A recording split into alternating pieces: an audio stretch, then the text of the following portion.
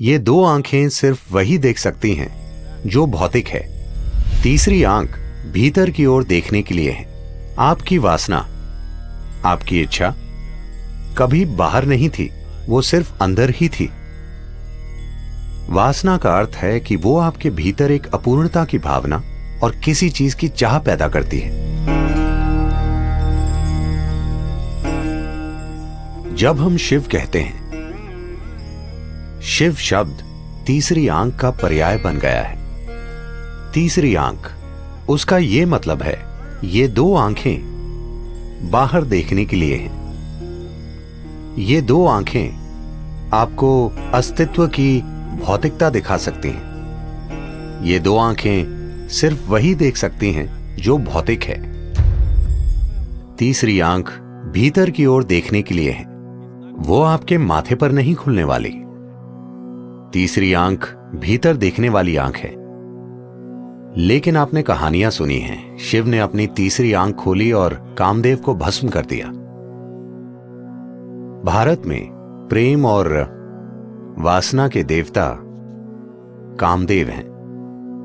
काम का अर्थ है वासना, जिसका आप सीधे सीधे सामना नहीं करना चाहते, इसलिए आप उसे प्रेम बना देते हैं, क्योंकि आपको उसमें कुछ सुंदरता चाहिए। तो वो एक पेड़ के पीछे छिपकर शिव के दिल पर तीर चलाते हैं। तीर उन्हें लगता है और शिव थोड़ा परेशान हो जाते हैं। फिर वो देखते हैं कि ये काम है, यानी उनकी अपनी वासना उभर रही है। फिर उन्होंने अपनी तीसरी आंख, उग्र आंख खोली और काम को जला दिया। वो पेड़ के पीछे छिपा हुआ था, मगर वो भस्म हो गया। फिर शिव ने जले हुए काम की राख को अपने ऊपर लगा लिया कि मैंने इस चीज को सदा के लिए खत्म कर दिया है। ये लोगों को सुनाई जाने वाली आम कहानी है, मगर आप मुझे बताइए, आपकी वासना आपके अंदर उठती है या पेड़ के पीछे? नहीं, आप पेड़ के पीछे जा सकते हैं, ये दूसरी बात है।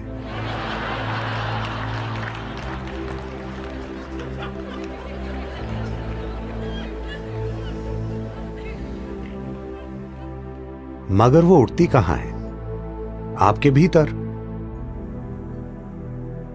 इच्छा बाहर नहीं मंडराती। ऐसा नहीं है कि एक सुंदर स्त्री या एक सुंदर पुरुष बैठा है तो आपकी इच्छा जागती है, क्योंकि इच्छा काम आपके भीतर है। इसीलिए उन्होंने अपनी तीसरी आंख खोलकर अपने अंदर के काम को जला दिया, उसे नहीं जो बाहर खड़ा है, क्योंकि वो कभी भी बाहर नहीं खड़ा था। कृपया इस पर गौर कीजिए। आपकी वासना, आपकी इच्छा कभी बाहर नहीं थी, वो सिर्फ अंदर थी। तो उन्होंने अपनी तीसरी आंख खोली, इस तरह नहीं, अंदर की ओर।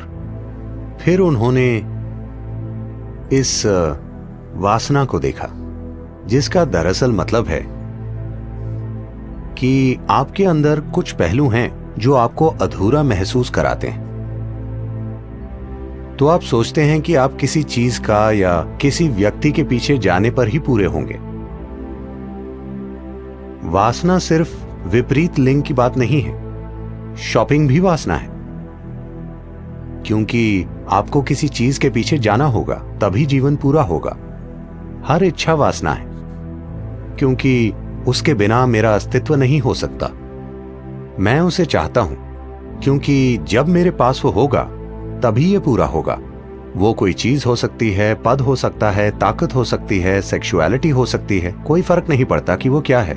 वासना का अर्थ है कि वो आपके भीतर एक अपूर्णता की भावना और किसी चीज की चाह पैदा करती है, जिससे आपको लगता है अगर आपके पास वो नहीं है तो आप अधूरे हैं। तो वो अपने अंदर के काम को जलाने का फैसला करते हैं। उन्होंने काम को जलाया और फिर पसीने की जगह उनके शरीर के छिद्रों से राख निकली। ये यौगिक कथा है। आम लोगों को सुनाई जाने वाली कहानी ये है कि वो पेड़ के पीछे छिपा था और उन्होंने उसे जला दिया, अपनी तीसरी आंख खोलकर उसे जला दिया। फिर उस राख को लेकर अपने ऊपर लगा लिया। कहानी का यौगिक आयाम यह है कि उनके भीतर काम जगा। उन्होंने अपनी तीसरी आंख खोली, उसे जलाया और फिर धीरे धीरे राख उनके शरीर से निकलने लगी, जिसने उन्हें साफ साफ दिखाया कि सब कुछ खत्म हो गया। हर चीज जिसे आप खुद के रूप में जानते हैं उसे मरना चाहिए। जब मैं मृत्यु कहता हूं, भौतिक मृत्यु नहीं है जो समस्या है। सवाल है हर उस चीज को खोना जिसे आप अभी मैं के रूप में जानते हैं, आपकी शख्सियत, आपकी पहचान। Once you learn to be an individual, एक बार आप शारीरिक और मानसिक ढांचे से परे एक व्यक्ति होना सीख लेते हैं, इसका अर्थ है कि आप मर चुके हैं।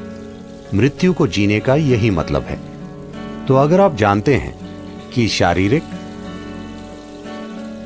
और मानसिक ढांचों के बिना एक व्यक्ति कैसे बने, तो आप मृत्यु को जीते हैं। अगर आप मृत्यु को जीते हैं तो आप अपने अस्तित्व में शाश्वत हैं। अब समय आ गया है कि आप मृत्यु को जिएं ताकि आप अनंत काल तक